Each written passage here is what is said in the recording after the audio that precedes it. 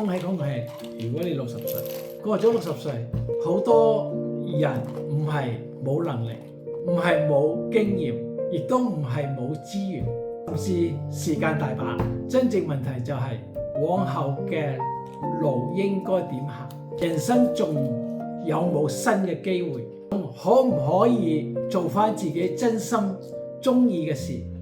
仲可唔可以創造新嘅價值？仲可唔可以活成自己心中嘅模樣？過去30年，我喺唔同嘅國家工作同埋生活，打理企業同國際品牌喺亞洲發展，亦都見證好多嘅企業家、管理層、專業人士人生嘅經歷。我慢慢發現，好多優秀嘅人並非缺乏能力，亦都唔缺乏資源，只係困咗同一個行業太耐啦。久而久之，思維模式定型咗喺嗰度。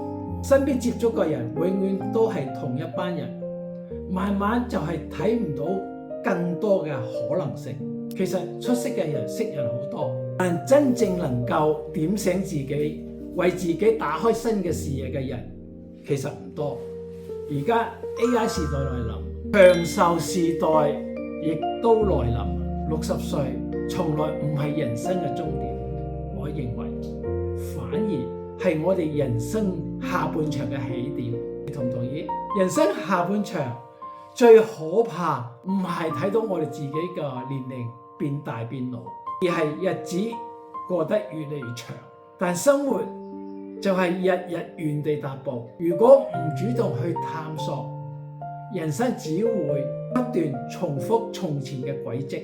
好多問題就嚟啦，一個人坐喺屋企關埋門，諗唔透，諗唔睇唔到自己個優點，好多嘅盲點，單靠自己真係發現唔到。咁我哋會點呢？